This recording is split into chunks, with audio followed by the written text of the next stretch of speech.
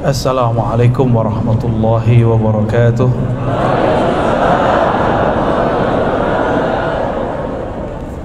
Alhamdulillahi rabbil alamin. Hamdal hamidin, hamdal mustaghfirin, hamdan yuafi ni'amahu yukafi'u mazidah. Amma ba'du. Allahumma inna nas'aluka khaira hadzal yawm wa khaira fihi wa khaira ba'dah. Wa na'udzubika min syarri hadzal yawm wa min syarri ma fihi wa min syarri ma ba'dah. Kepada para umara, para ulama yang saya hormati, yang tidak mungkin saya sebutkan satu persatu, terima kasih sudah hadir membersamai masyarakat ya. Semoga ulama dan umara kita diridai oleh Allah Subhanahu wa taala. Amin ya rabbal alamin. Maka umara enggak boleh jauh dari ulama. Ulama juga enggak boleh cari muka ke umara. Ya. Dulu Imam Bukhari mengatakan, "Idza ra'aita muhadditsan yatruku babal umara fattahimu." Begitu beliau riwayatkan dari guru-gurunya. Jika engkau melihat ada ahli hadis, guru ngaji suka datang yatruku babal umara, datang mendatangi tanpa diundang maksudnya, ya. Mendatangi rumah-rumah, pintu-pintu para umara, fattahimuhu, maka curigai riwayatnya, curigai ajarannya. Tapi itu dulu. Sekarang sudah banyak umara kita yang ulama. Alhamdulillah. Saya barusan dipakein kopiah ini. Ini apa nama kopiah apa namanya? Ya, untung enggak diminta akad ya. Untung enggak ucap kabul, bahaya. Kalau itu namanya apa itu? Laung. Oh, Masya Allah. Kayak zaman-zaman Laksamana di laut ya. Kabar baiknya di sini nanti jadi ibu kota ya. Siap nggak jadi ibu kota? Banyak loh ujiannya nanti. Serius. Maka untuk mempersiapkan jadi ibu kota, jangan ngandalin punya tanah, harus bisa menguasai atasnya tanah. Berarti pakai ini mah pakai ini pak, ya. Jangan di kampung gua, nggak bisa begitu. Pribumi nggak bisa. Udah banyak kota-kota orang pribuminya tersingkirkan. Kenapa?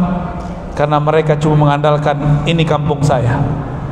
Ya, semoga nanti para umaranya, ulamanya mempersiapkan intelektual umat, spiritual umat, akal dan ruhani sekaligus ya. Tapi itu belum tentu juga pak. Bisa jadi berubah. Jakarta itu kan kelap-kelip, nggak jelas kita. Nanti perubahannya sangat cepat ya. Baik, walaupun tadi sudah dibuka dengan Al-Quran, mari kita membaca kembali surah Al-Fatihah. Semoga Allah membuka akal pikiran kita semua. Al-Fatihah. Bismillahirrahmanirrahim. Iyyaka na'budu wa shiratal ladzina an'amta 'alaihim.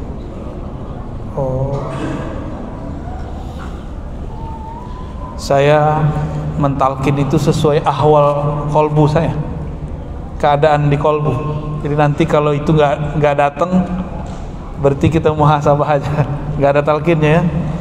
Berarti ijazah selain talkin tetap ada ijazahannya. Nanti kita tunggu aja kondisinya ya. Insya Allah. Karena kami mentalkin nggak sembarang, jadi tergantung isyarat-isyarat ya. Terserah percaya atau tidak, tapi begitulah. Bapak Ibu yang muliakan Allah, ini sudah akhir tahun, tanggal berapa ini? 30 ya. Besok 31. Tidak terasa kita sudah bersama pandemi 2 tahun. Terasa awalnya kayaknya sulit sekali. Yang kena di Pulau Jawa, yang rame di Penajam ya. Bener. Yang kena di Pulau Jawa, yang pakai masker di pulau kabupaten ya, Kabupaten Penajam. Bapak Ibu yang melakukan Allah,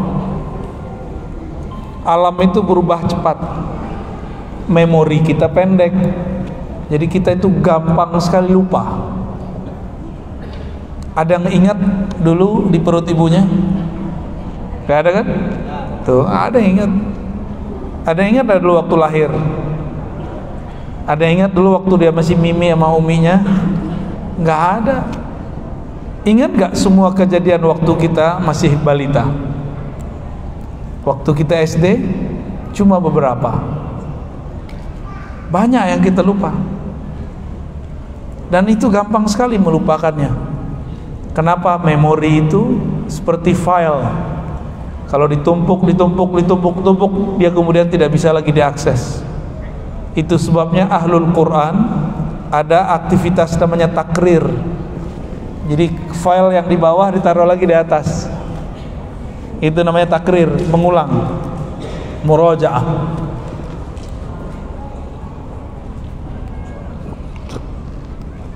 Ada yang ingat gak dulu ketemu Allah? Tanya Ustadz aja lupa.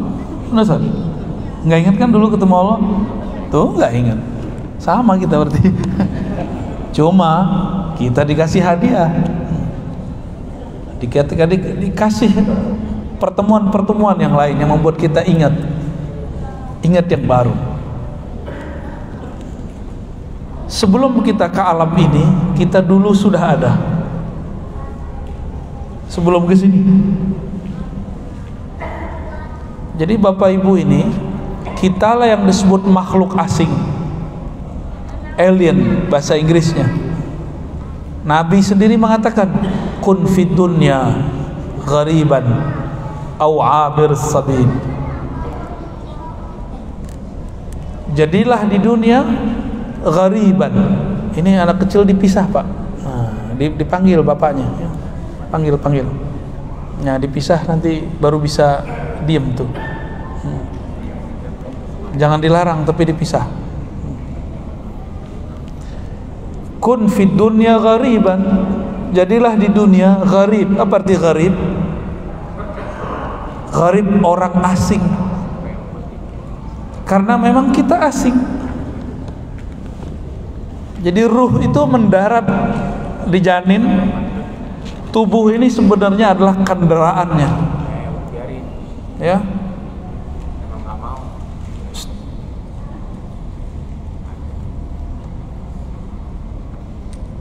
Your voice.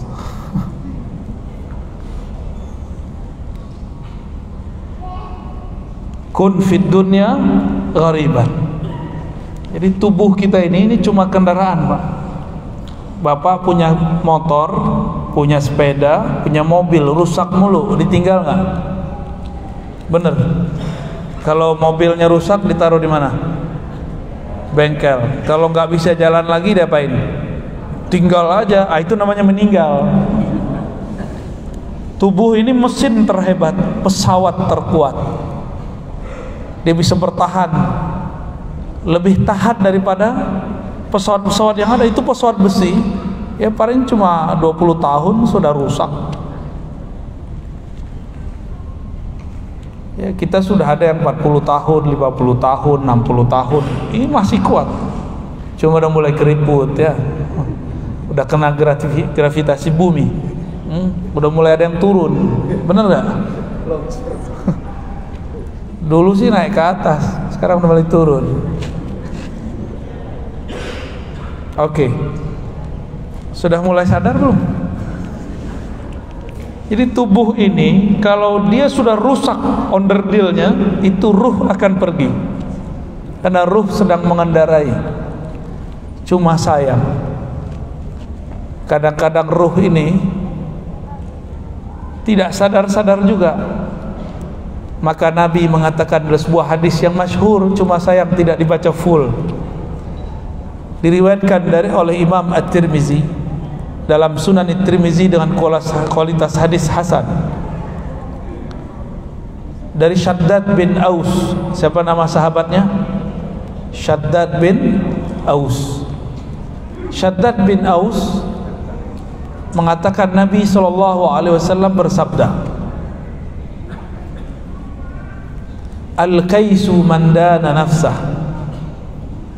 wa amila lima ba'dal maut wal ajiz man atba'a nafsahu hawah wa tamanna 'ala Allah.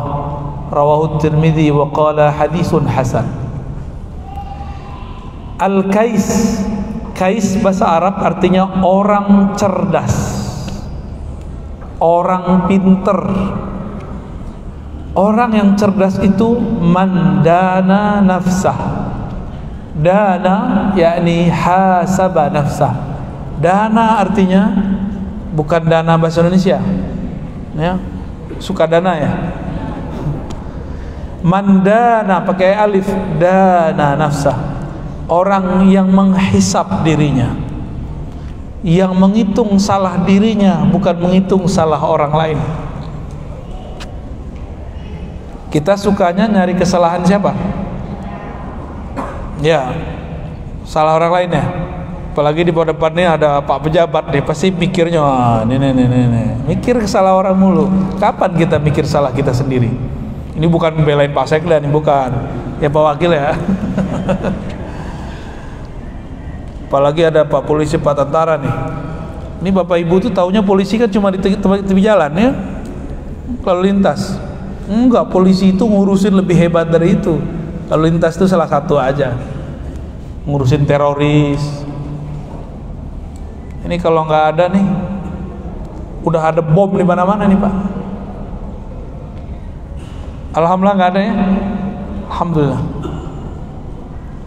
Cuma dipolitisasi. Ya jadilah seperti sekarang, orang benci kepada pemimpinnya sendiri. Dan memang itu kabar Allah di akhir zaman, kabar Nabi Muhammad SAW. Kata beliau, di akhir zaman nanti jarang sekali pemimpin dicintai rakyatnya. Maka kita bisa undur kiamat. Caranya doakan pemimpin. Mau nggak ngundur kiamat? Mau cepat-cepat kiamat? Ayo kita benci aja mereka-mereka ini ya. Ya tengkar dulu kita sama mereka.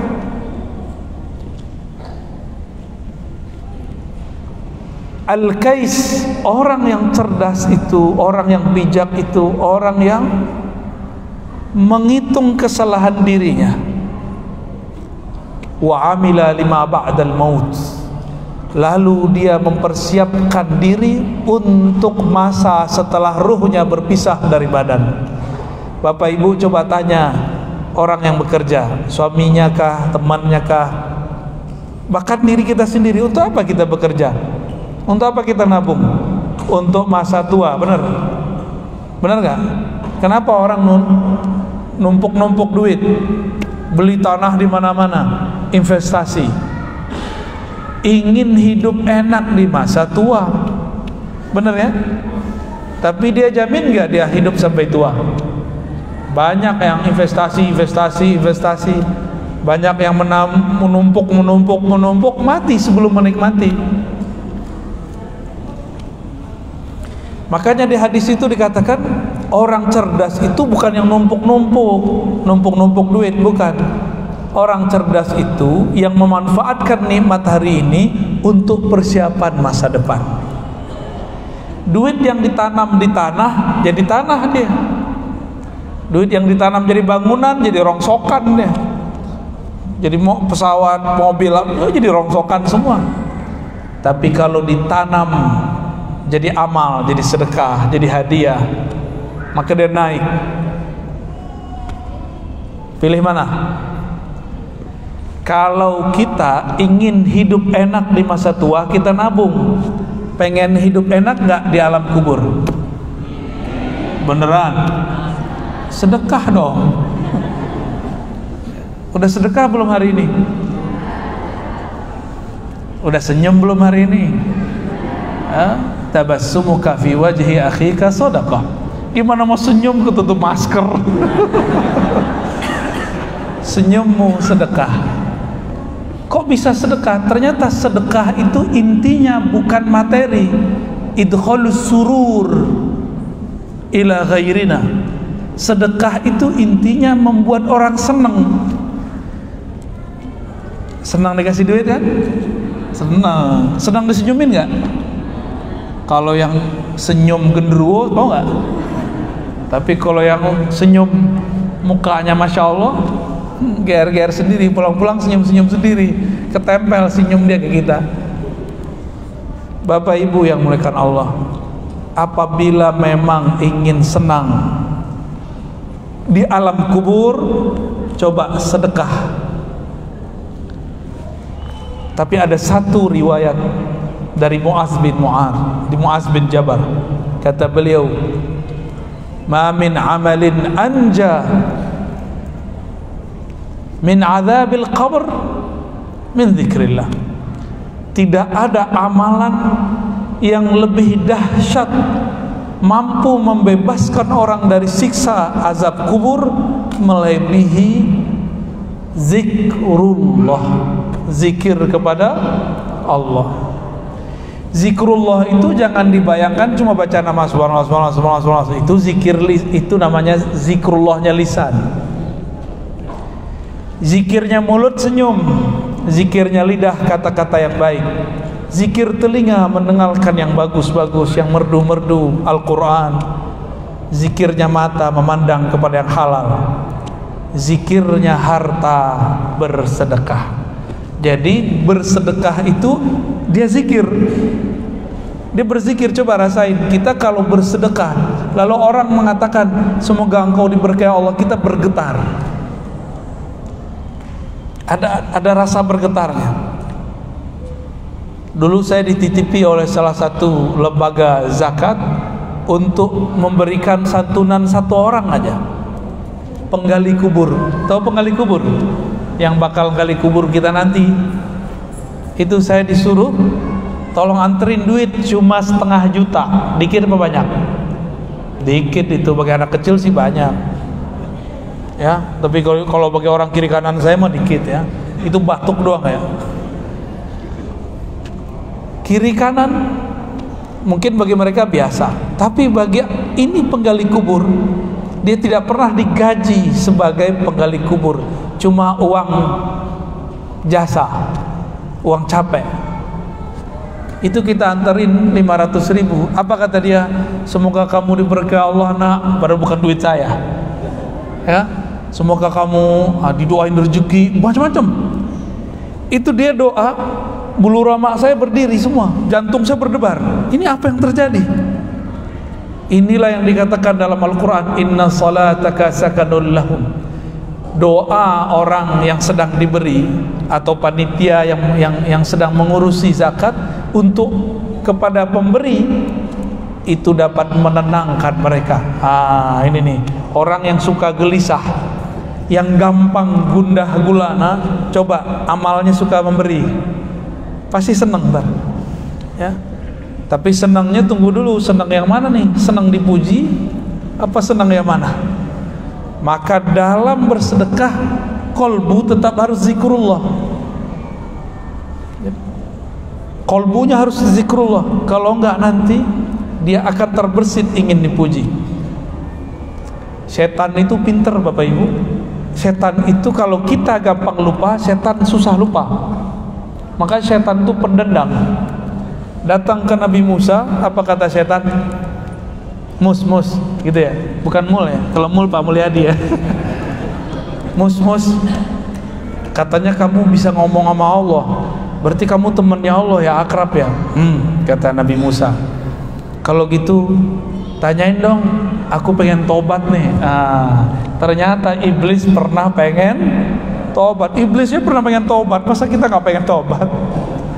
Maka sejahat-jahat orang pasti ada keinginan untuk bertobat. Maka Nabi Musa jawab. Nabi Musa ini kan kalau berbicara kepada Allah nggak perlu pakai waktu, langsung masuk ke dalam dirinya. Apa kata Nabi Musa? Bless. Bener, kamu mau tobat?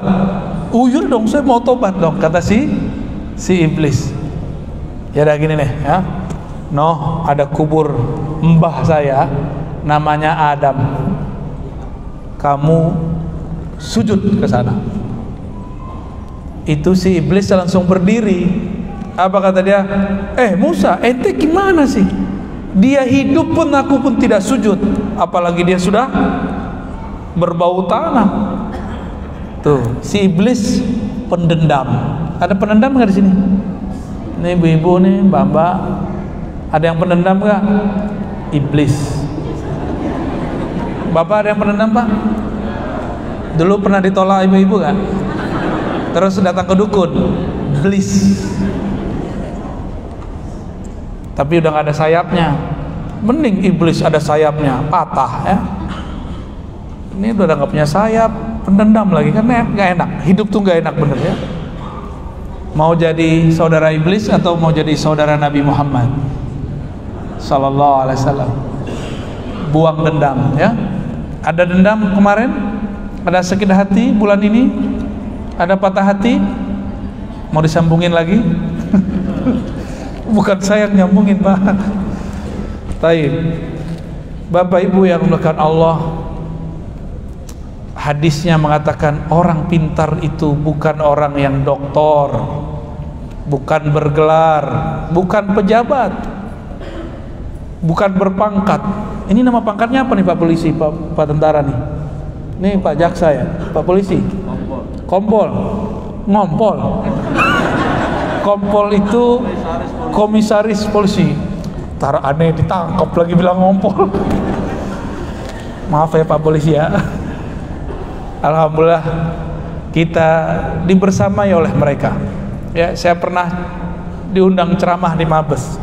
Itu saya sampaikan unek-unek lah. Ulama itu nggak usah dicurigai, cukup ditemenin. Dan alhamdulillah ini bukti beliau mau menemani kita. Alhamdulillahirabbil alamin. Itu pangkat selama-lamanya nggak Pak? Selama-lamanya nggak? Enggak, tuh beliau udah tahu jawabannya. Bisa naik ya, bisa naik, bisa stagnan di situ, nunggu pensiun, bisa begitu.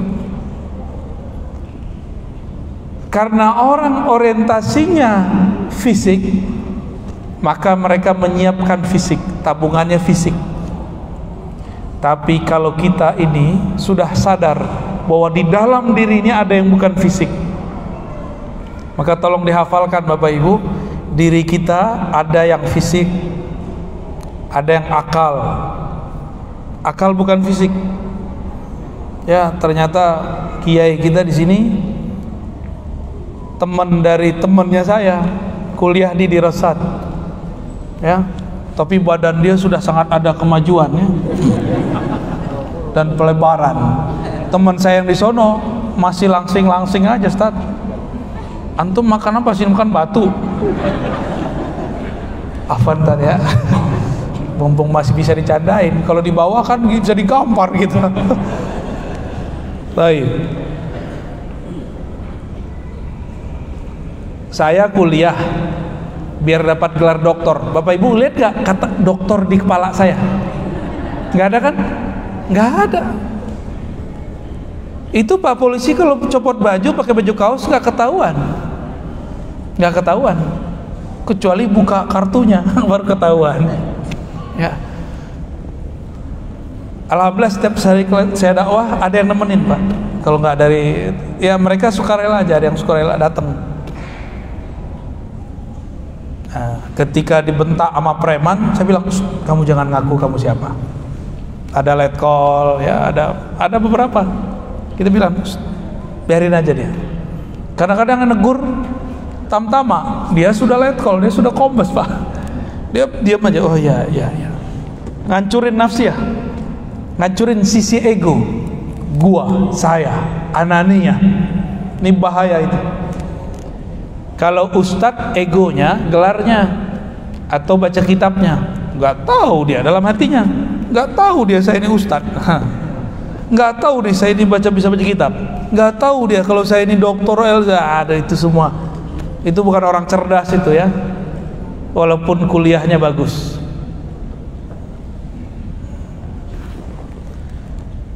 Maka kalimat berikutnya, al-ajiz, orang lemah, orang tidak cerdas itu man atba'a nafsahu hawa, yang man atba'a nafsuhu hawa, ya, yang membiarkan dirinya mengikuti hawanya.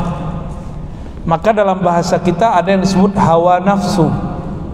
Hawa nafsu beda dengan nafsu. Nafsu itu bisa baik bisa buruk. Nafsu yang buruk disebut an-nafs al-ammarah bisu, jiwa nafsu yang menyuruh kepada keburukan. Contoh nih, kalau lagi sendirian di kamar pengennya nonton bokep ya, itu nafsul amarah namanya. Ya, kalau lagi ngelihat yang bening-bening pengennya apain? Pengen matanya nggak bisa kedip ya. Itu namanya nafs amarah. Itu yang rendah-rendah tuh biasa. Ada yang lebih cakep, lebih tinggi lagi. Mainnya sudah main politik, mainnya sudah main kebijakan. Hati-hati. Kalau tadi itu receh, itu semua orang bisa. Kalau yang ini cuma yang punya kesempatan. Ya Pak Sekda paham lah, kalau di barisan dia itu godaannya gede ya. Benar ya Pak Sekda ya? Gede sekali itu. Jadi kalau bisa berhasil jadi waliullah.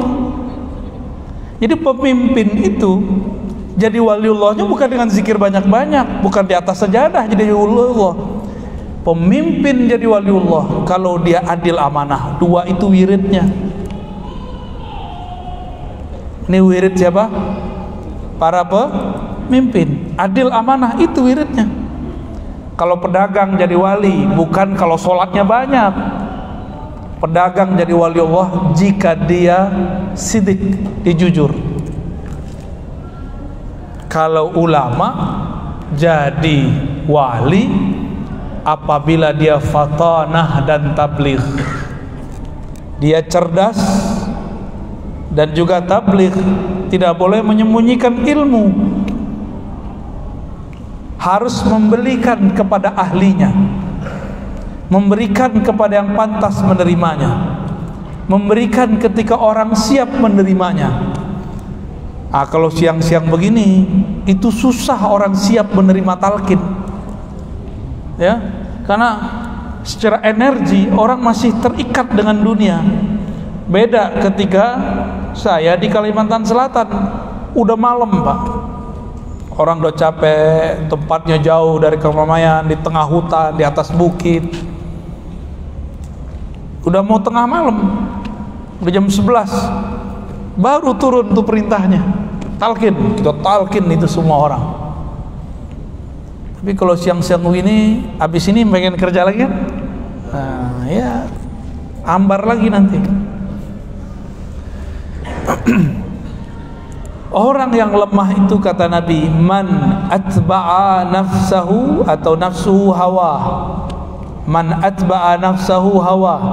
Siapa yang membiarkan dirinya mengikuti hawanya. Hawa itu bahasa Arab artinya kecondongan.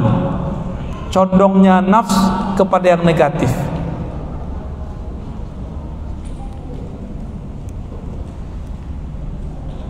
Dulu waktu masih belum nikah, punya gaji 500.000 udah seneng ya. Bener. Pas udah nikah, gaji 5 juta kayaknya belum cukup. Dapat tunjangan menjadi 15 juta kayaknya belum cukup. Dapat proyek 50 juta kayaknya belum cukup. Proyek kok 50 juta, ini proyek abal-abalan nih gitu. Begitulah terus. Ternyata nggak ada namanya orang puas. Semakin keriput, semakin nggak puas. Itu begitu kita. Itu namanya hawa. Maka Nabi mengatakan al-ajiz, dia nanti jadi lemah. Orang-orang begitu akan capek. Taiba abdud dinar, sungguh lelah orang yang obsesi hidupnya mencari duit. Jujur aja Pak, Bapak ini kalau Bapak udah enak jadi kombes Pak, yang bawahan, yang tiap hari ngomong siap, capek loh Pak. Hormat, capek itu, serius, capek bener itu. Apalagi dia nih pangkatnya biasa. Yang jadi perwira umur kemarin sore harus ngomong, kadang umur anaknya Siap. Nah, itu harus dikasih tahu sama perwira tuh. Kamu jangan terlalu kaku. Kasih tahu sama bintaranya. Ya, deket sama dia tuh, jangan stres kamu ntar ya. Capek itu. Kalau dia pengen cari duit, capek kerja begitu. Gaji siapnya aja nggak bisa, Pak. Nggak cukup itu. Tunjangan untuk hormat nggak cukup. Nggak cukup. Kalau dia nggak cinta kepada Allah, dia tidak ingin menjalankan tugasnya, dia pengen dapat sesuatu yang lain, dia kerja cuma pengen dapat ngisi kantong, capek begitu, lelah. Ada orang berangkat kerja, berangkat pagi pulang sore, bener? Capek nggak? Capek. Jadi kalau obsesi kita mencari dunia capek, maka hanya ada satu jalan. Jadikan bekerja di dunia itu nilainya akhirat. Gimana caranya? Sama seperti tadi. Jika pemimpin mau jadi wali, torikotnya bukan torikot Naqsyabandi Syazili Samani, bukan. Torikotnya apa tadi? Amanah dan adil. Ya, tinggal dicek aja adil nggak? Tinggal dicek aja amanah nggak? Oh, masa lalu, kan masa lalu. Ini kan ada tahun baru, bisa buat lembaran baru, nggak usah khawatir. Ya. Sebelumnya saya bisa pernah makan duit subhat, duit samar. Ke depan kan bisa diperbaiki. Kalau jangankan duit yang gak jelas. Dulu di masa Rasulullah, orang yang sudah lama hidup makan riba lalu tobat, kata Allah, falahu ma salaf, ya, bagi dia apa yang telah berlalu biarin. Syukur-syukur nggak ditembak sama KPK.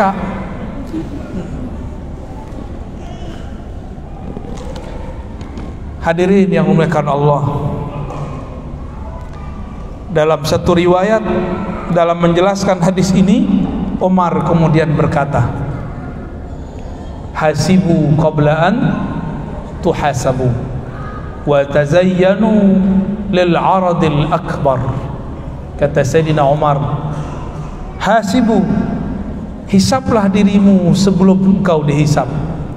Di riwayat lain ada tambahan, mutu qabla an tamutu, matikanlah dirimu sebelum mati.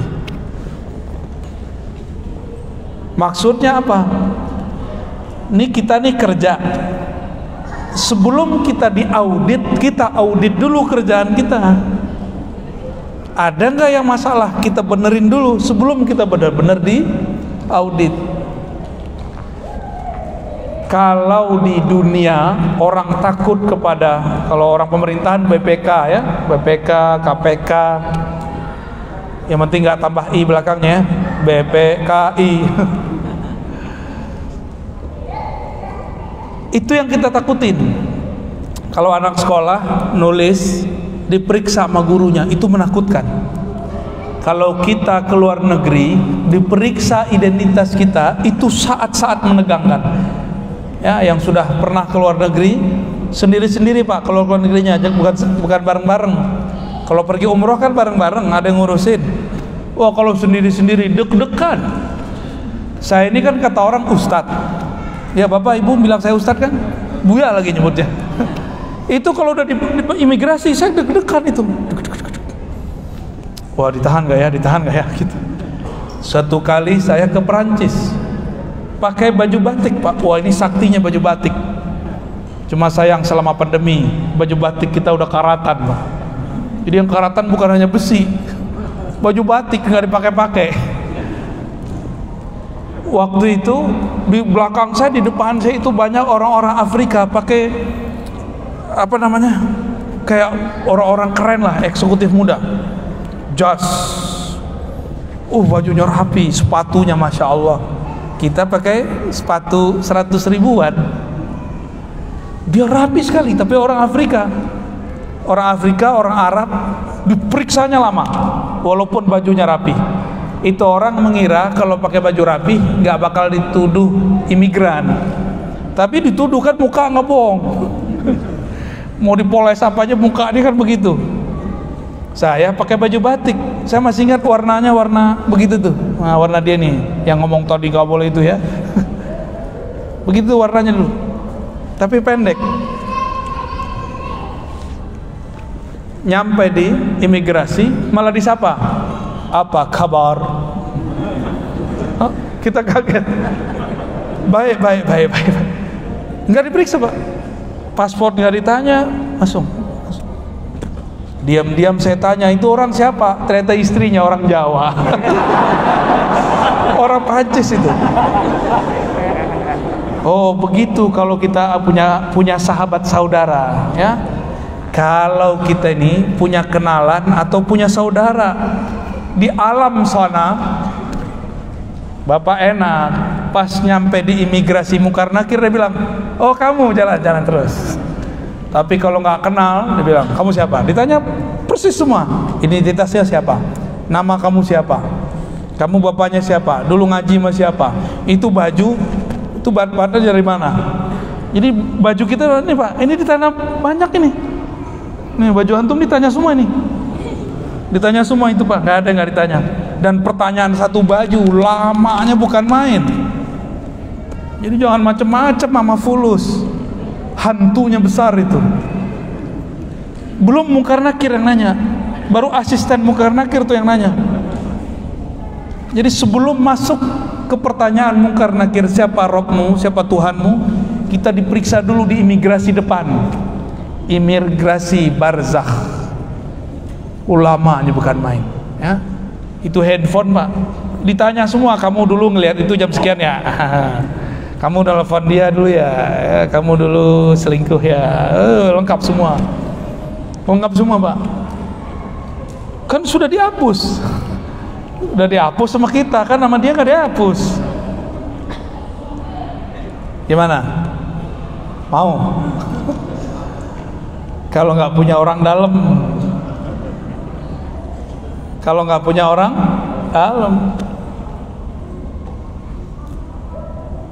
kawan saya keluar dari Uzbek Pak, kawan saya dia pejabat di Indonesia, pejabat Pak, mungkin kalau di polisi udah selevel Bapak mungkin, berarti dia punya anak buah toh. Ini Bapak kalau nggak pakai baju biasa seperti rakyat jelata dia, ya. Kalau udah pakai baju biasa, pulang kami dari Uzbek, dia pakai kopiah kupluk, tapi kupluk kayak antum itu tuh. Itu persis kayak gitu. Orang Uzbek taunya kopiah begitu, kopiah Afghanistan. Orang Afghanistan kalau pakai serban, dalamnya begitu. Uzbek sedang trauma dengan perang orang Afghanistan. Itu teman saya ditahan Pak. Yang nahan sih mbak-mbak cantik, tapi setelah ditahan dicuekin aja, dibiarin, jadi tahan aja, nunggu syafaat. Udah 2 jam kita nunggu, akhirnya kita inisiatif, ini kenapa nih teman kita ditahan? Akhirnya teman saya seorang perempuan, yaudah saya ngomong, dia bahasa Inggrisnya oke. Dia bilang, that's my friend. Ya. Siapa? Ditunjuk, masuklah ke kamar. Ini teman saya ini. Diliatin, kayaknya nggak ada muka-muka teroris ya kan? Baru dia bilang, oh udah jalan. Tahu nggak Bapak? Saya pakai kopiah apa waktu itu? Kopiah yang kita beli di pasar Uzbek. Kopiahnya unik lah, ya. Karena saya pakai kopiah itu jalan nggak diperiksa. Dilihat, cuma pakai simbol. Tadi belum pakai ini Pak, udah dijemput. Ya, disuruh pakai di boot, saya ngantuk.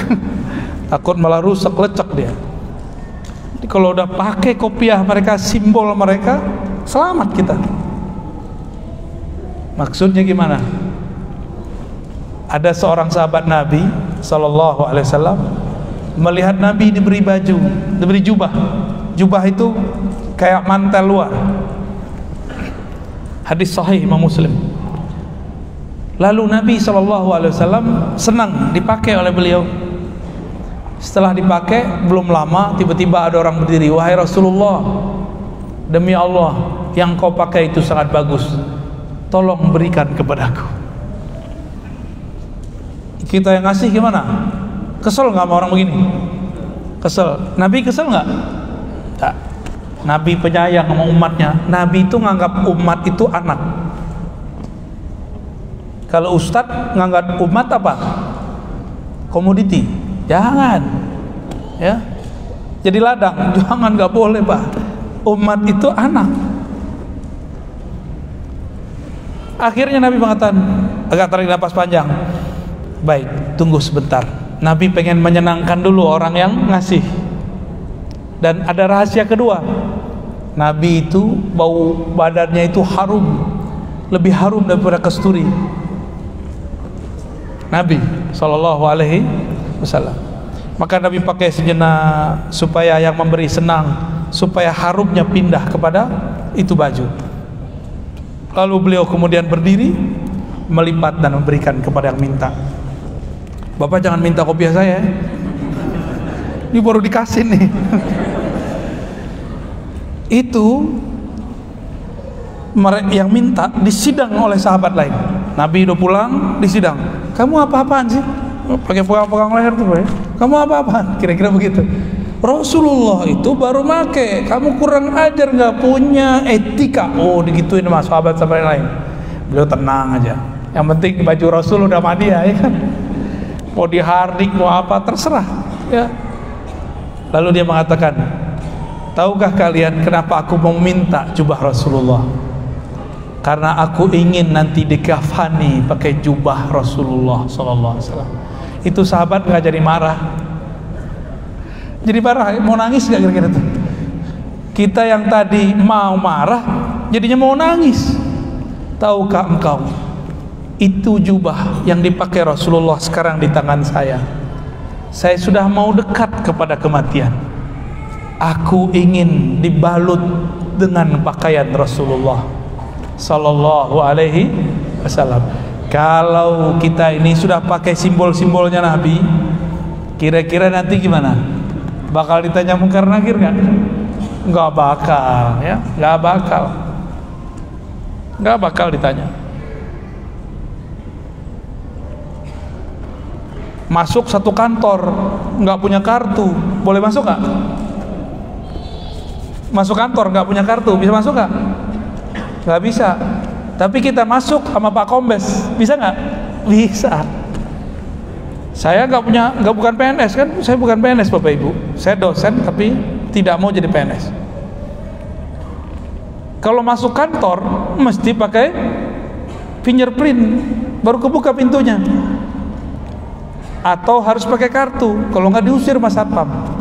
Tapi kita masuk sama Pak Sekda, kira-kira berani nggak Satpam musir? Nggak berani. Waktu kita ke Kucing, Sarawak, itu lift pejabat sama orang biasa dibedain. Saya bukan pejabat, saya orang biasa, tapi diundang oleh pejabatnya. Masuk liftnya lift pejabat, nggak ngantri sama orang. Ini bahasa-bahasa majazi. Di dunia begitu, di sana juga sama. Inilah yang kita sebut syafaat. Ya, kita sebut apa? Maka berkenalanlah, bermajlislah dengan orang-orang yang kenal kepada Allah. Gak cukup soleh, kenal kepada Allah. Kalau udah kenal sama Allah, berarti orang-orangnya Allah, ahlullah. Kalau sudah kenal Allah, maka siapapun di lingkaran orang kenal Allah itu dijaga oleh Allah Subhanahu wa ta'ala. Kalau di hadis Nabi, versi ahli hadis, ini versi ahli hadis sama ahli rohani beda dikit. Kalau versi ahli hadis, 70,000 min ummati yadkhuluna al-jannah bighairi hisabin wala adab. Hadis Bukhari. Ada 70,000 umatku yang masuk surga tanpa hisab dan azab. Saya yakin muka-muka kayak kita ini nggak ada yang masuk ini ya. Nggak ada Pak, nggak masuk satu pun nggak ada. Serius. Apalagi yang di depan-depan saya ini nggak ada. Bukan nafsu semua. Termasuk saya Pak. Kita nggak ada yang pantas jadi 70,000 itu. Sahabat Nabi 124,000 udah nggak masuk semua. Berarti kalau dari kalangan sahabat ada 70,000 tanpa dihisap, sisanya mana? Sisanya dihisap. Abdurrahman bin Auf pulang dari Suriah bawa 12.000 onta ke Madinah. Aisyah dengar, baru Aisyah paham, oh ini yang Nabi dulu omongin ya. Kata Nabi dulu waktu hidup, itu Ibnu Auf saya lihat di akhirat ngesot. Tahu ngesot Pak? Bukan suster ngesot, abang ngesot. Nyapu lantai badannya susah sekali jalannya. Bahkan yamshi ala sadri, dia jalan itu pakai dadanya. Disampaikanlah oleh murid Aisyah kepada Abdurrahman bin Auf. Apa kata Abdurrahman bin Auf? Kalau begitu semua yang aku bawa dari Syam 12.000, di riwayat Abu Nuaim 10.000, di riwayat lain ada yang berkurang, ada yang bertambah, saya sedekahkan ke Baitul Mal. Dulu begitu beliau ya. Terus yang dilihat Nabi berubah gak? Berubah, karena takdir orang itu ada banyak cabangnya. Jadi takdir kita ini banyak cabangnya Bang. Ini kalau para pejabat ini ada takdirnya minimal ada 2, pensiun dengan bahagia atau masuk penjara. 2 aja.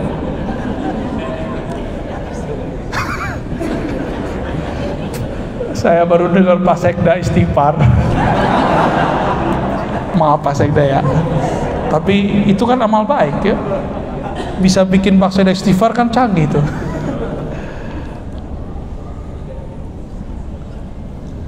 Takdir kita 2 terus, jadi ke depan itu takdir 2, maka disebut baik buruk, itu dia sejajar tuh, tinggal milih kakinya kemana. Saya yakin mereka sudah paham jalurnya, tinggal pilih yang mana ya. Maka Nabi berkatakan, kalau aku sudah tidak ada ya, kata Nabi ya, akan terjadi ikhtilaf yang besar, perselisihan. Lalu di hadis yang lain Nabi kasih jalan, istafti qalbak, kamu berdialoglah dengan dirimu sendiri. Hati kita kan ngerti Pak, ini bikin aku bahagia atau cuma senang. Kalau senang tinggalin, kalau bahagia ambil.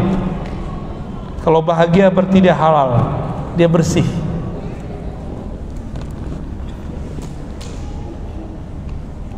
Sayyidina Umar mengatakan tadi apa? Hasibu qabla an tuhasabu. Ini orang masuk 70 tanpa hisab, tanpa azab. Itu mereka amalannya dulu berhisab. Jadi mereka menghisap dirinya sebelum nanti dihisap. Makanya ketika mereka masuk ke alam sana, 70.000 ini tidak dihisap lagi oleh Allah Subhanahu wa ta'ala. Terus gimana kita supaya jadi bagian orang yang masuk surga juga tanpa dihisap, tanpa azab ya? Kalau di hadis dikatakan ciri-ciri mereka bertawakal kepada Allah, tidak minta diruqyah, tidak minta diobat secara ekstrim, tawakalnya tinggi, wa ala rabbihim yatawakkalun. Jadi 70.000 itu makomnya disebut makom tawakal. Apa arti tawakal? Berserah diri kepada Allah. Itu satu makom. Jadi ada rahasianya. Di bab makom tawakal ada 70.000 orang tanpa hisab dan kan ada makom yang lain, namanya makom syukur. Di bab syukur, jadi kita ini dipandang oleh Allah tergantung rohani kita milih yang mana, bab tawakal atau bab syukur. Ada lagi bab sabar. Pilih mana? Kaya bersyukur, miskin sabar. Ayo. Nggak ada yang mau miskin Pak. Gimana Pak Sekda? Ini rakyat nggak ada yang mau miskin. Hah? Gimana dong? Ini ada space nih 70.000 di bab sabar. Orang sabar masuk surga juga nggak pakai hisab. Kenapa? Innallaha ma'as sabirin. Allah bersama orang. Kalau bersama Allah, berani nggak mungkar nakir colek? Nggak berani dia. Orangnya Allah ini ya. Syukur. Syukur itu bukan ngomong alhamdulillah, itu mah gampang ya. Ruhut Sitompul aja yang bukan muslim baca alhamdulillah dia sama puji Tuhan. Alhamdulillah biasa, orang Arab non muslim juga baca alhamdulillah. Terus apa yang disebut syukur? Syukur itu memandang nikmat dari Allah. Itu satu. Yang kedua, memujinya. Yang ketiga, berbagi dengan pemberiannya. Nah, ini bagian akhir yang mau saya sampaikan, ya. Jadi plot di bab syukur ini ada 70.000 juga sebenarnya, tanpa hisab, tanpa azab. Tapi Allah mengatakan wa qalilun min ibadiyas syakur. Sedikit sekali di antara hambaku yang benar-benar bersyukur. Orang bersyukur itu dia sholatnya bukan cari pahala. Nabi Muhammad ditanya sallallahu alaihi wasallam, engkau kan sudah dijamin masuk surga, kenapa masih sholat? Apa jawabannya? Afala an akuna abdan syakura. Kenapa aku tidak boleh jadi hamba yang bersyukur? Jadi sholatnya Nabi itu sholat syukur. Jadi Nabi sholat nggak pengen beli surga, nggak mungkin. Kita nih beli surga pakai sholat kita nggak khusyuk. Kalau Nabi masih mungkin. Maka Bapak Ibu yang melekat Allah, coba praktekkan di rumah, baca la ilaha illallah, tapi maknanya tiada yang memberiku nikmat, tiada yang mengujiku, tak ada yang mengatur hidupku kecuali Allah. Kalau ini diulang-ulang pagi 100, bacanya la ilaha illallah tapi pahamnya begitu, nanti hidupnya akan lebih bahagia dari biasanya. Kalau saya tahu siapa yang cubit, maka saya tidak balas mencubit. Tapi kalau lagi di pelabuhan disenggol sama orang gak dikenal, kita senggol balik gak? Ya, mau nyenggol balik ya? Apalagi Pak Polisi nih, gak tahu dia, gue nih polisi gitu ya. Dalam hati pasti begitu. Itu pengalaman-pengalaman biasa itu. Dicolek sama orang ya. Kita pengen balas nyolek lagi. Tapi kalau kita kenal sama yang nyolek, jadi canda gak? Kita disenggol nih sama orang, hampir jatuh, habis itu ditarik sama dia. Pas kita lihat, oh orang yang kita kenal, jadi canda nggak? Ah lo gitu. Tapi kalau nggak kenal gimana? Oh ambil kerah bajunya, kamu siapa, maunya apa?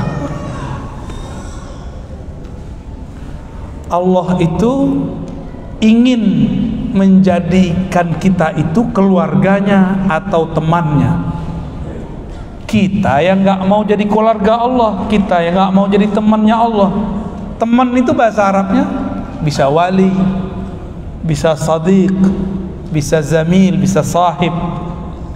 Tapi kepada Allah disebut wali. Allah itu pengen jadi wali kita. Allahu waliyul ladzina amanu. Allah lah wali, temannya orang beriman. Kalau sudah temenan sama Allah, lalu Allah colek dengan pandemi, akhirnya dompet kita jadi tipis ya, badan kita sakit. Ada yang alumni COVID, gimana rasanya? Sakit gak? Susah napas gak? Jangan-jangan COVID-COVIDan. Kalau yang asli itu sakit, sakit bener. Saya 2 kali kena, alhamdulillah masih hidup. Kalau nggak ketemu kita ya. Yang pertama nafas sakit kayak kebakar. Kalau yang kedua saya udah lupa ya, saking udah biasanya. Sakit tuh bener-bener sakit. Tapi dalam masa sakit lemes itu seakan-akan dibayangkan ini cubitan-cubitan dari Allah yang menganggap dirinya teman.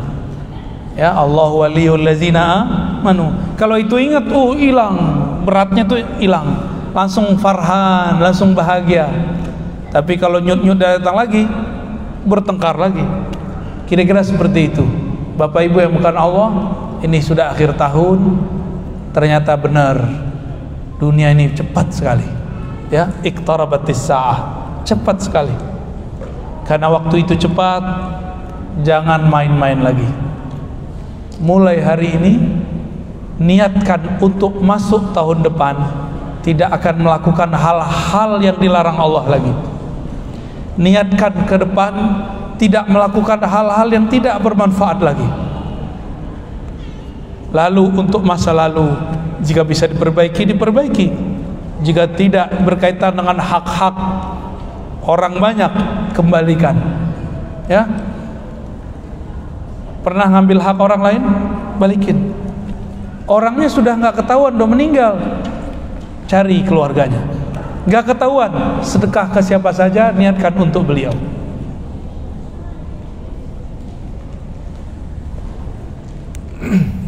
Inilah lebih kurang yang dapat saya sampaikan mengenai refleksi akhir tahun. Berhisaplah kamu sebelum engkau dihisap. Maka orang-orang yang menghisap dirinya, sering mengukur dirinya di dunia, kata Sayyidina Umar, nanti di akhirat yakhifullahu alaih, Allah akan meringankan hisapnya. Bapak Ibu, seperti saya sebutkan tadi, isyaratnya memang tidak ada, tapi saya kasih oleh-oleh zikir, mau? Tapi bukan talqin, hanya ijazah zikir. Ada satu zikir, saya menyebutnya, mungkin sudah ada yang menonton, yang merekamnya, disebut maqalidus samawati wal ard, zikir buhul langit dan bumi.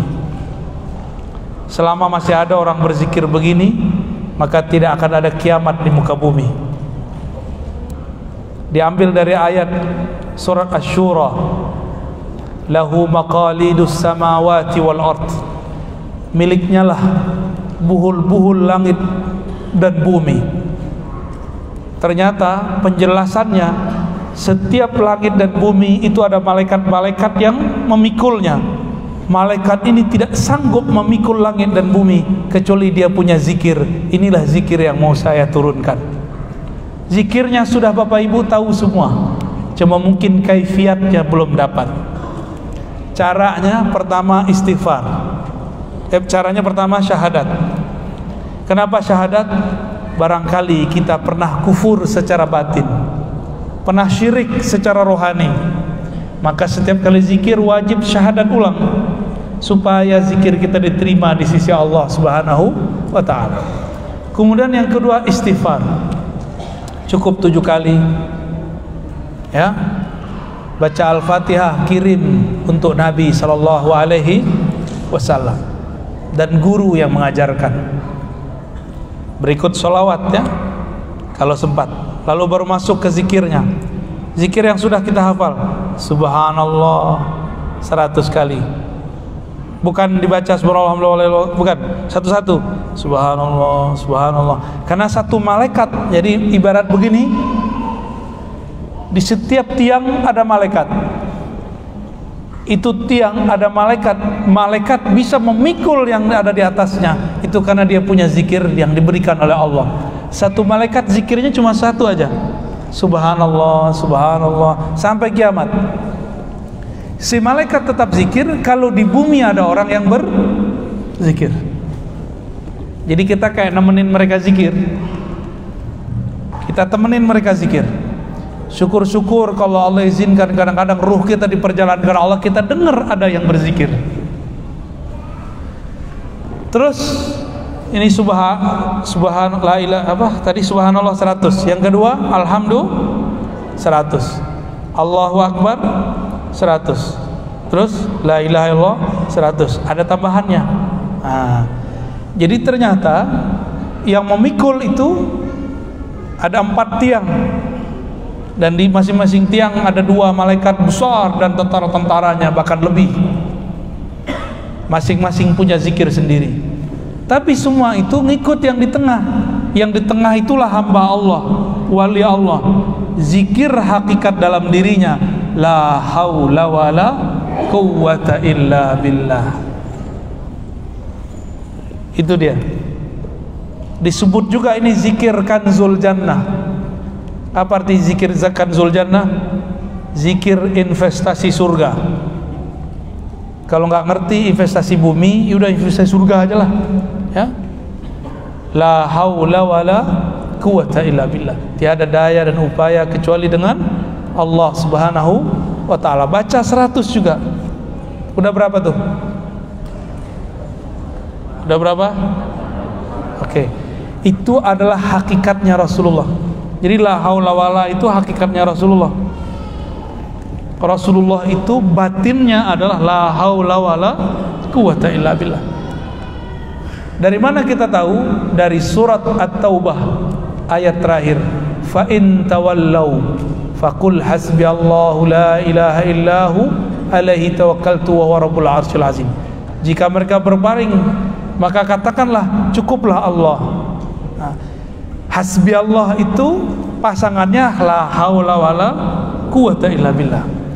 Maka setelah la haula wala baca hasbunallah 7 kali. Bentar ya.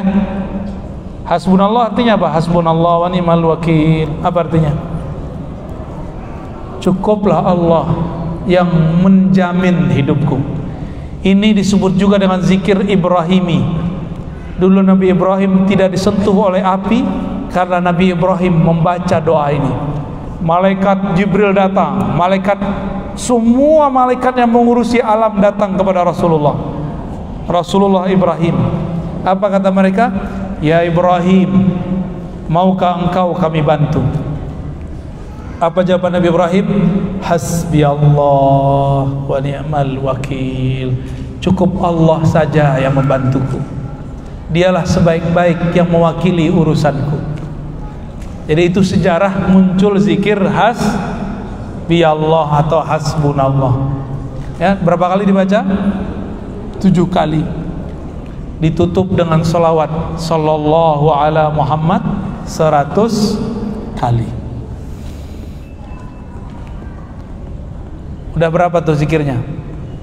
Pasti ada yang bilang banyak amat sih. Main handphone udah berapa lama?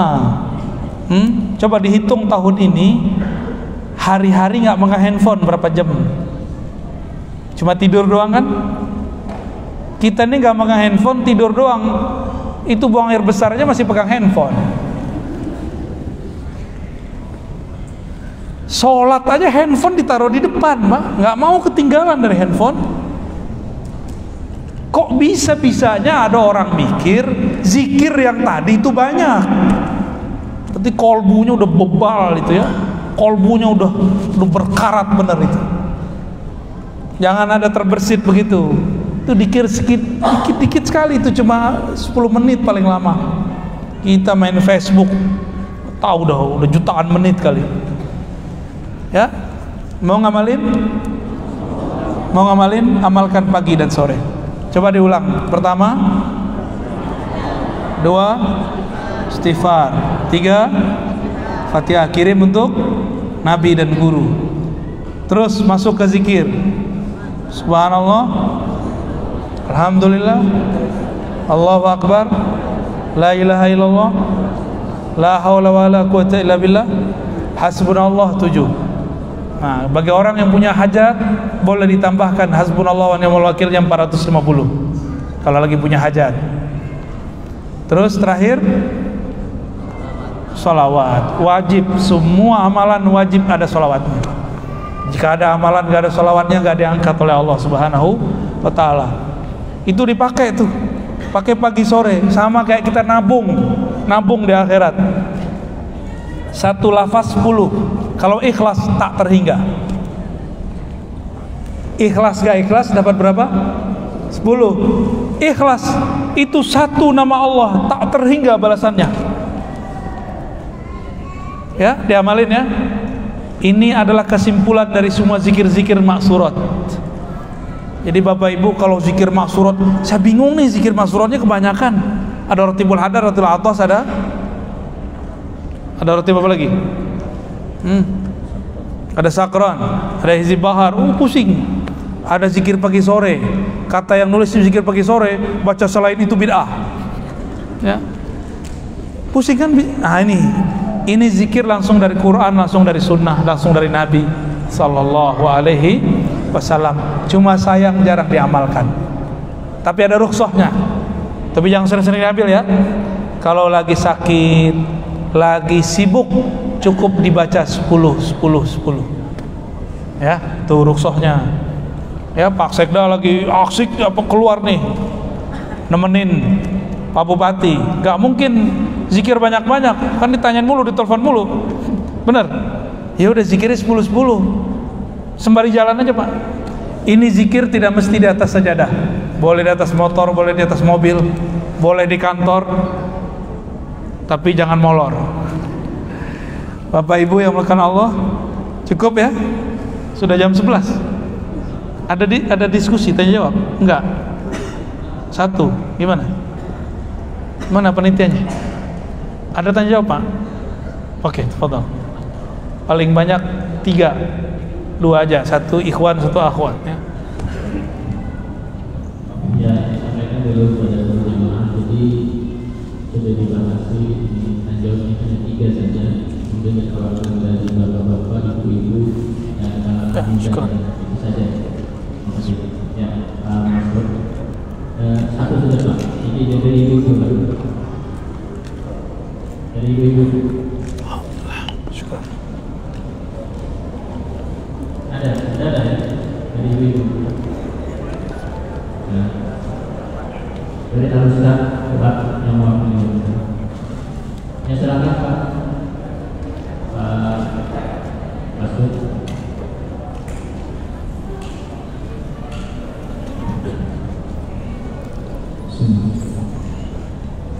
Assalamualaikum warahmatullahi wabarakatuh. Alhamdulillah, wassalatu wassalamu ala rasulillah sayyidina wa habibina wa syafi'ina wa nuri qulubina wa qurratu a'yunina sayyidina Muhammad wa alihi wa sahbihi. Allahumma shalli ala sayyidina Muhammad al-fatih lima ughliqa wal khatim lima sabaqa nasrul haqqi wal hadi ila siratal mustaqim wa ala alihi wa sahbihi wa qadrihi. Sedekah Ustaz. Biasanya saya jaga ceramah untuk bertemu dengan beliau dan anak-anak saya mudah-mudahan. Yang pertama, saya pribadi sangat berterima kasih dengan munculnya ustaz-ustaz pembela Ahlussunnah wal Jamaah yang banyak membantu bagi kami untuk mengcounter aliran keras ini yang banyak mengganggu agama. Alhamdulillah, saya banyak melihat ceramah beliau dan ada 2 buku beliau yang sering mengajarkan. Kami sudah mengajarkan sejak 2012, yaitu yang pertama Al-Mutasyabbihun yang ditulis oleh Mufti Mesir Syekh Ali Jum'ah, kemudian Al-Haqaiq Al-Tasawuf. Sampai detik ini, sampai sekarang saya juga masih mengajarkan bukunya. Jadi saya sangat-sangat berterima kasih kepada guru kita Buya Razi telah dipilih oleh Allah untuk membela Ahlussunnah wal Jamaah. Kemudian yang kedua, posisi saya sekarang lagi menulis buku. Jadi saya menafsir Al-Quran ke dalam 3 bahasa. 3 bahasa, bahasa Bugis, bahasa Latin dan bahasa Indonesia. Kemudian saya sudah terjemahkan kitab Barzanji ke dalam 3 bahasa juga. Jadi saya sangat ingin sekali untuk menghadiahkan buku kepada beliau. Dan momen ini saya sangat berharap untuk diberikan kesempatan menyerahkan langsung 1 menit saja. Ada satu pertanyaannya dan nanti saya cuma ingin menerangkan buku. Oke.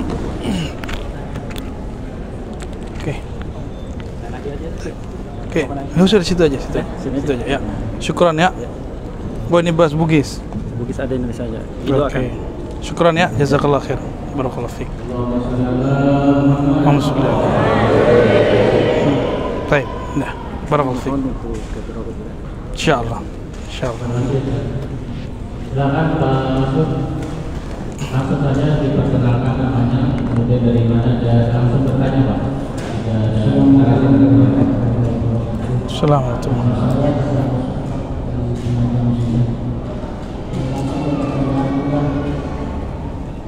Setelah kita memasuki alam roh dan berkomunikasi secara langsung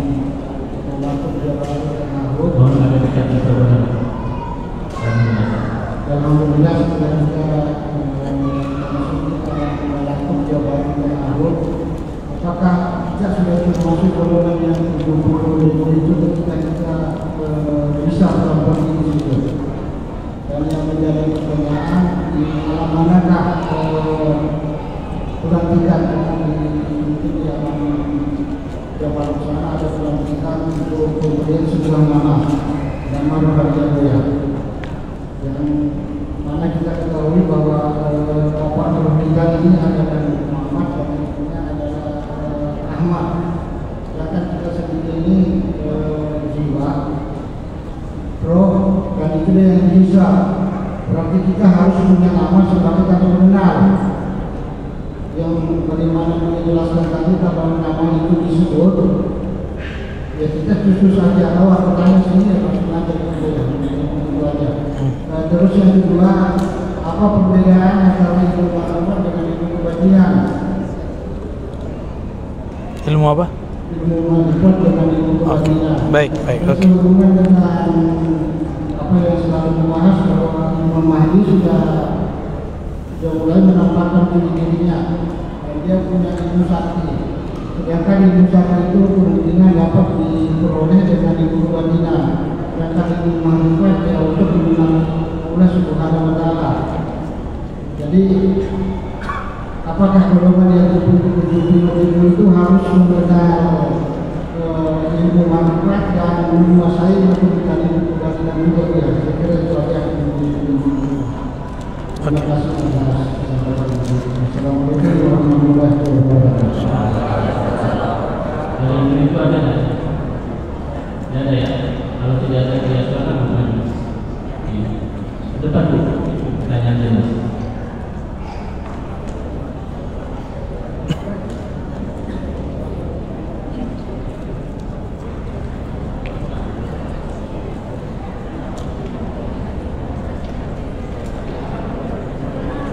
Mic-nya nggak ada lagi. Hah? Waduh. Itu aja. Jadi nggak syar'i. Seharusnya ada satu di sini. Terima kasih kesempatan yang diberikan kepada saya. Mungkin saya poin aja, Ustaz. Ini mungkin kesempatan yang besar yang akan kami tanyai. Bagaimana adakah amalan-amalan seorang wanita supaya bisa menjadi wanita yang soleha yang bisa mengikuti Khadijatul Kubro. Terima kasih karena Khadijatul Kubro adalah wanita yang luar biasa. Terima kasih. Wanita siapa? Khadijah. Oh. Orang itu bisa tidak mewakili. Cukup ya, cukup. Cukup ya. Kalau tidak ada, Baik, yang pertama,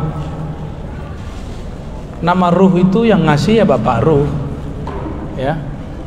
Jadi bukan saya yang ngasih. Kayak anak yang ngasih namanya bapaknya, ya. Itu gimana caranya? Ya itu cara-cara wali Allah, bukan cara kita. Jadi gak usah dipikir-pikirkan amat, ya. Itu caranya Allah. Maka jangan pernah anti dengan ilmu ma'rifatur ruh. Kita ini kan hidup cari nama semua. Ada cari nama, ada cari muka. Pak Sekda itu nama. Itu nama itu. Kombes itu nama. Doktor nama, Ustadz itu nama semua. Kalau nggak disebut Ustadz bisa ngajar ceramah nggak? Enggak, maka harus dikasih kopiah kan? Emang kalau kopiahnya dicopot, ustadznya batal? Emang kalau nggak pakai baju pejabat, terus dia bukan pejabat? Kan nggak juga. Tapi ingat, nama itu ada yang namanya abadi, ada yang namanya temporal. Bener? Itu biar dapat sekda depan, itu kan dilantik ya Pak ya? atau langsung jadi dari langit? Kata beliau, saya bermimpi malam tadi saya dibaiat di langit jadi Pak Sekda. Benar nggak? Nggak ada kan begitu? Nggak ada. Mesti yang karena urusan bumi, lantiknya bumi. Kalau urusan langit, lantiknya di langit. Urusan ruh, pelantikannya rohani. Ya, itu cara ininya memahaminya. Jadi kalau kita nggak nyampe ke ilmu itu, percaya aja, nggak usah mengingkari. Karena kata Imam Junaid, tasdiq ulumina wilayatun sughra. Kamu percaya saja dengan ilmu tasawuf, ilmu ruh, ilmu ma'rifatullah, itu sudah wali kecil.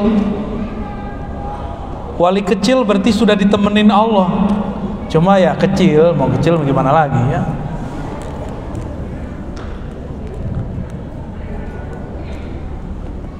Jadi kita ini sekarang kalau di alam ini namanya alam nyata, al-mulk. Ada alam malaikat, malakut, ada alam jabarut, terus ada. Gak mungkin masuk ke sana kalau nggak punya nama-nama di situ. Tadi saya buat ilustrasi, kalau kita nggak punya kartu nama kan nggak bisa masuk kantor. Tapi bisa kita masuk sama yang punya kantor. Maka bagi yang belum mendapatkan nama ruh, banyak-banyak aja sholawat ya, karena yang menguasai wilayah sana nanti itu beliau.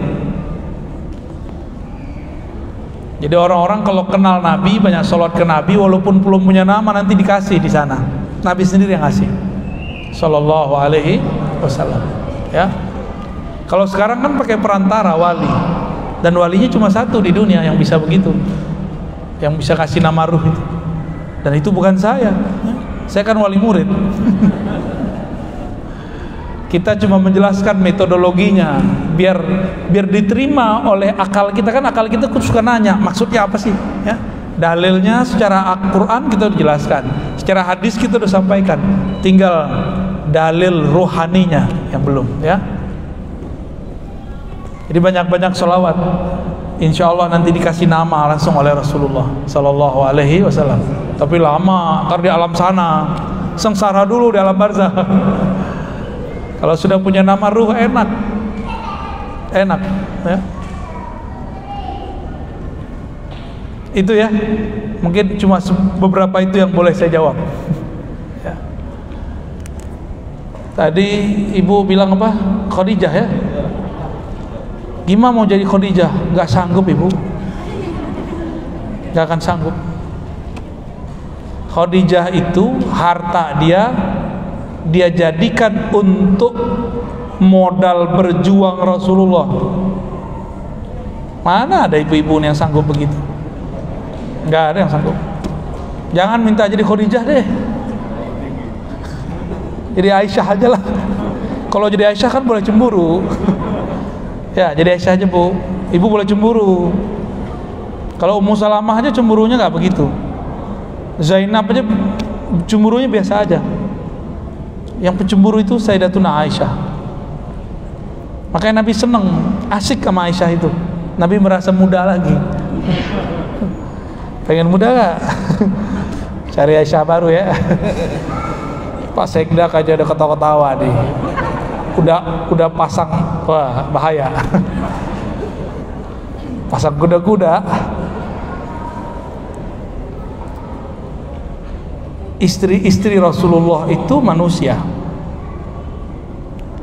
Maka di rumah tangga Rasulullah terjadi kegiatan, kondisi polemik seperti manusia.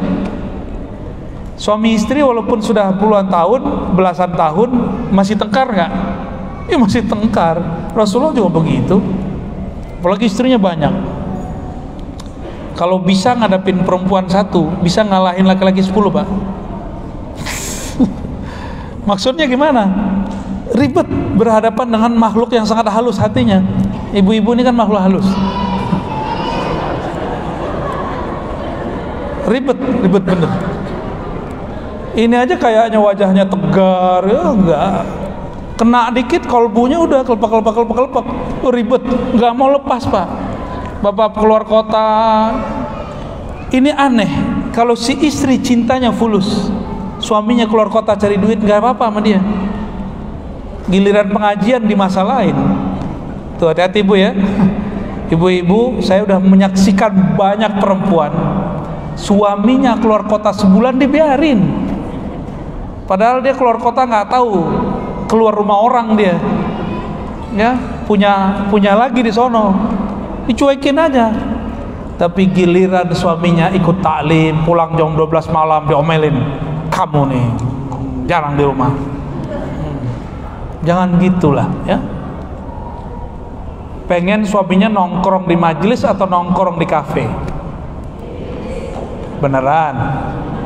Please biarin suaminya ngaji ya.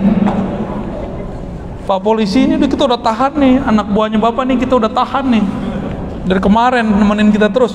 Untung pulang nggak kemarin? Ini yang khidmat sama kita, kadang seminggu nggak pulang ya, kadang 5 hari, udah biasa. Walaupun pulang-pulang diomelin juga ya. Alhamdulillah saya udah ngelewatin itu Pak. Oh dulu berat. Dulu kita keluar penelitian, kalau di kampus kan penelitian dibiarin karena pulang bawa duit. Tapi pas kita ngaji dimasalahin, kamu nih ninggalin aku mulu.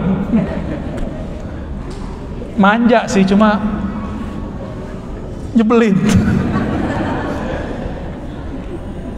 Jadi kalau suami suka majelis, ibu kasih kebebasan ya. Kata ibu-ibu satu lagi, ntar majelisnya majelis ta'adud. Tau gak majelis ta'adud? Itu rahasia dah ya. Baik, jadi yang ditiru itu pengorbanan, semangat Khadijah boleh, tapi nggak akan kuat menjadi beliau. Terus amalnya apa? Amalnya tasdik, cinta. Tasdik itu percaya nggak sama laki sendiri. Kan kita ini suka curiga. Sayyidatuna Khadijah dia percaya sama suaminya, tasdik dia. Maka ketika Nabi galau, apa kata dia? Wahai suamiku, apa yang kau galaukan? Malah dikuat-kuatin. Yang datang kepadamu pasti bukan setan, pasti bukan jin, tapi yang datang kepadamu pasti utusan Allah. Kenapa? Engkau suka menjaga amanah. Kalau ada tamu, engkaulah yang menyambut. Jika ada orang susah, engkaulah yang urus. Orang baik sepertimu tidak mungkin disia-siakan Allah. Itu kalau istri yang benar. Dikuatin suaminya kalau suaminya sedang galau. Ini nguatin suaminya untuk hal-hal yang fulus-fulus doang. Ini enggak. Sayyidah Khadijah udah menghabiskan uangnya untuk Nabi Muhammad sallallahu alaihi wasallam. Maka satu kali sore-sore Nabi kemudian bergumam menyebut nama Khadijah. Aisyah cemburu nggak? Aisyah itu dari nama aja udah cemburu. Aisyah cemburu itu. Itu nama ada getaran cemburunya. Itu yang bikin Nabi rindu dengan Aisyah. Tapi lebih rindu kepada Khadijah. Kata Aisyah, wahai suamiku, kenapa engkau ingat cewek tua peot itu? Orang cemburu begitu nggak? Kalau ada cemburu, nyebut orang cantik, nyebutnya apa? Nenek sihir. Orang cantik disebut nenek sihir. Itu ibu-ibu tuh yang kerja tuh. Lalu Nabi mengatakan, wahai Aisyah, engkau bersamaku tidaklah sama dengan aku bersama Khadijah. Aku bersamanya, dia membelaku di saat aku dibuang, dia menjagaku di saat aku disakiti. Sebutin semuanya. Tambah cemburu Aisyah. Nah, maka ada rumusnya nih bapak-bapak nih ya. Mau nggak Pak? Jangan sebut-sebut nama orang lain, perempuan lain depan ibu-ibu ya. Walaupun di hatinya ada yang lain. Jangan banyak sebut. Ini kami kasih tahu kelemahan kami ibu-ibu. Laki-laki itu nggak ada yang namanya mencintai satu orang tuh nggak ada. Terima nggak? Harus terima, emang begitulah kita. Katanya di rumah engkau lah satu-satunya bohong. Satu di sini, satu di sono, satu di sono. Iya. Jadi jika ada suami masih beristrikan satu, itu dia berarti nahan nafsu dia tuh, Bu. Bener, dia nahan nafsu dia tuh. Karena nafsu laki-laki itu pengennya banyak. Rasulullah itu diberikan oleh Allah kekuatan 100 laki-laki, istrinya cuma 11, karena ngurusin umatnya lebih banyak. Sayyidina Sulaiman diberikan hak, kalau satu orang sempat, seharusnya Nabi 400 kan, karena kekuatannya 100.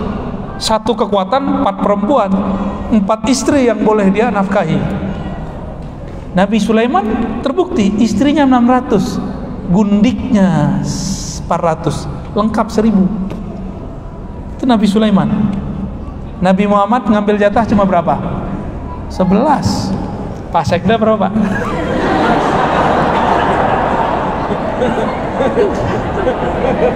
Sekarang doang bisa candain, nanti udah kok bisa canda saya. Bapak Ibu yang mulakan Allah, dulu di zaman Rasulullah, habis ini kabur kayaknya nih.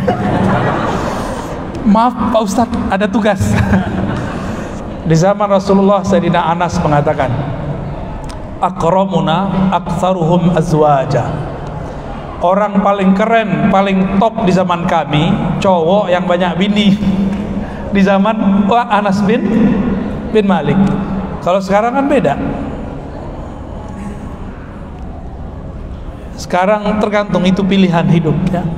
Jadi laki-laki kalau dia sudah memilih satu, ibu jangan kemudian kata-katain lagi ya. Sebenarnya suami-suami itu bukan satu itu karena setia, karena takut. Betul Pak Komes ya. Jadi suami itu satu doang, itu bukan karena dia setia, dia takut dia sama ibu. Atau takut jabatannya copot, mungkin kode etik jabatan ini kan. Makanya nggak enak jadi PNS. Mau nikah sidang dulu. Allahumma sholli ala sayyidina Muhammad. Mohon maaf ya Bapak ya, saya candanya mungkin berlebihan. Saya harus menghisap diri saya sendiri juga ya. Bapak Ibu yang mulakan Allah, menjadi orang baik itu nggak usah ribet. Mulailah dari dialog dengan diri. Amalkan apa yang didengar walaupun sedikit, lalu istiqomahkan. Ini nih zikir pagi, start sore kan udah mulai bisa zikir. Besok zikir lagi. Begitu terus, jadikan habit. Ketinggalan ganti di waktu lain. Kalau sudah begitu, baru disebut sebagai Abdullah, hamba Allah. Kenapa kita bisa istiqomah kerja tapi tidak bisa istiqomah berzikir? Semoga yang hadir, yang ikut berjuang, yang ikut membuat acara ini, Allah berkahi semua. Amin ya rabbal alamin. Untuk kita semua yang hadir, mari kita saling berkirim Al-Fatihah. A'udzubillahi minasy syaitonir rajim. Bismillahirrahmanirrahim. Allahumma shalli ala sayyidina Muhammad. Assalamualaikum warahmatullahi wabarakatuh.